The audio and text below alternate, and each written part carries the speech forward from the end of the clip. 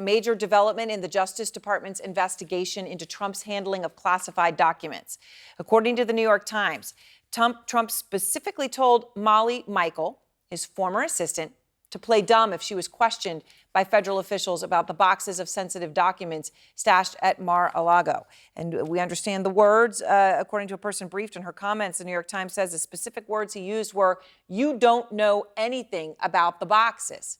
And that's what he told his assistant. You don't know anything about them. Well, of course, these are those same boxes that you've seen pictures of so many times, right? That were openly stored in a ballroom and, of course, in a bathroom. Now, Molly Michael worked for Trump in the White House and in his post-presidential office. And she also reportedly is telling investigators that Trump would give her to-do lists, sometimes just, written on documents that when she looked at them, she realized were marked classified. This is also according to the New York Times report here that I've got in my hand. Now, it's unclear what those classified documents were about. We don't know that at this point. We do, of course, know that Trump kept documents about the U.S. nuclear program, plans for attacks, and more in those boxes. I want to go out front now straight to Trump White House attorney Ty Cobb. And Ty, appreciate your taking the time to be with me. So again, the quote here, Molly Michael, former assistant to Donald Trump, tells investigators, quote, "You don't know anything about the boxes." What do you hear when you hear those words? I hear Trump, really for the first time in terms of the way this evidence is rolled out, speaking in the terms of a mob boss, giving a direct order to somebody that he probably should have no reason to believe, would lie for him, but expecting her to do so. It's not like, Nada, who would do anything for him, and, other people whose loyalty he, had procured or never doubted. Molly, very highly regarded person, very loyal to the president, but there's a difference between loyalty and, breaking the law, and that's not a line she was going to cross. So it really is Trump, directly ordering obstruction, and that will certainly be helpful to enhance the credibility of others who will testify about the obstruction, like Mr. Taveras, with regard to the destruction the of the videos. And videos. let me ask you about that. I want to ask you another question about Molly Michael, but let me ask you about that too, because Mr. Taveras is the IT manager who ostensibly, who had originally, stood by the former president, and then when he switched legal representation, said that his story had changed, and he said that the property manager at Mar-a-Lago asked him at Trump's request to delete the security footage requested by the Department of Justice about moving those boxes. So let me just ask you, Ty, that was obviously he switched attorneys and switched his story, but he also said the property manager asked him at Trump's request. This reporting from Molly Michael doesn't have somebody told me at Trump's request. There's no buffer. There's no buffer, right? This is Trump says you don't know anything about the boxes directly to her. So does this move the needle from the reporting that is already, the facts already out there from Mr. Taveras?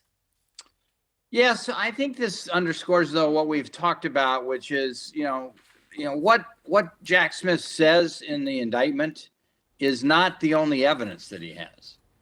He's got layers and layers of credible support for each of the allegations in the indictment, and this certainly enhances, the obstruction counts, but it also enhances the because of her reference to the classified note cards on which he would doodle instructions to her, enhances the recklessness and the total disregard he had for the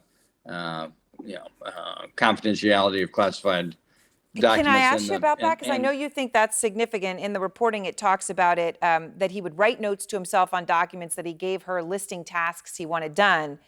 I'm quoting from Maggie Haberman and Alan Feuer's report in the New York Times. She later realized that in some cases the documents had classified markings. And you do think this is significant?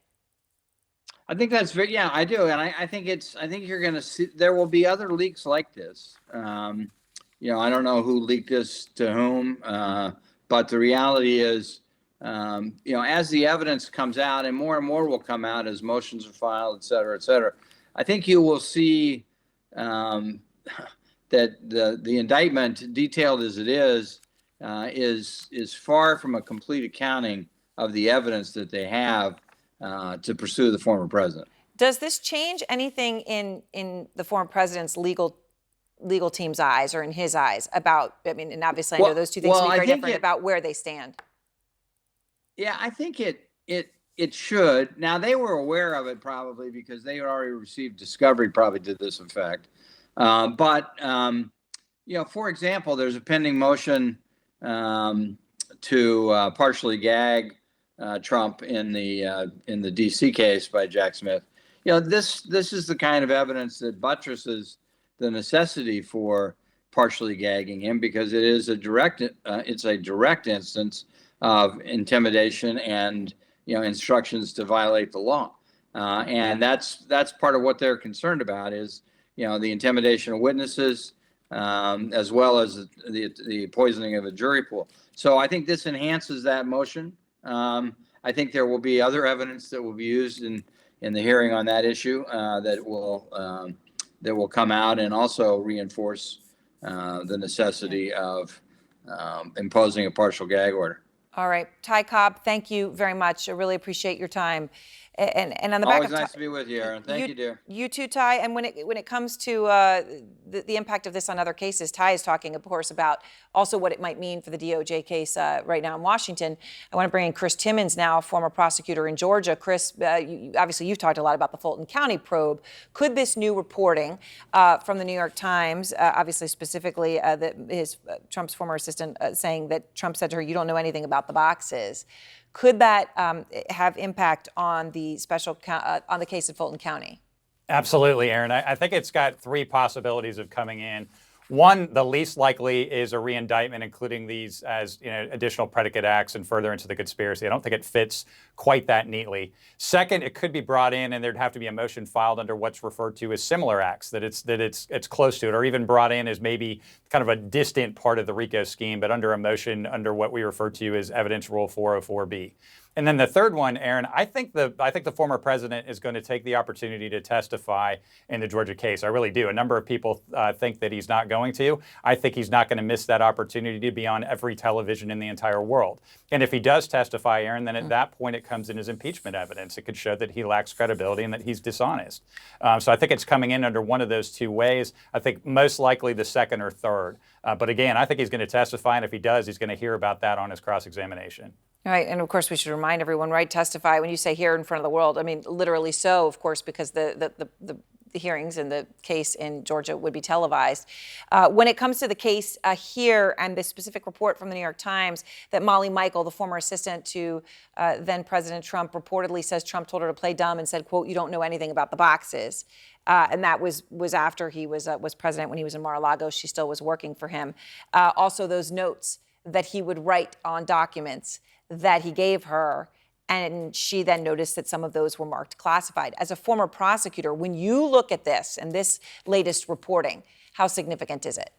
So, Aaron, in every case, there's going to be a point during trial where a trial is won and lost. I don't know if the former president will testify in Florida. If he does, that's probably the point where the trial is won and lost.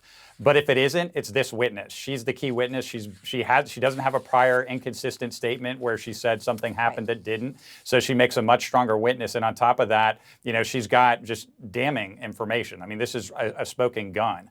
And so I think what we're going to see here is when this case goes to trial, if it goes to trial, her testimony, particularly her direct and more importantly, her cross-examination, is going to be the key to whether the former president is convicted. All right. Thank you very much, Chris. I appreciate your time tonight. Thank you.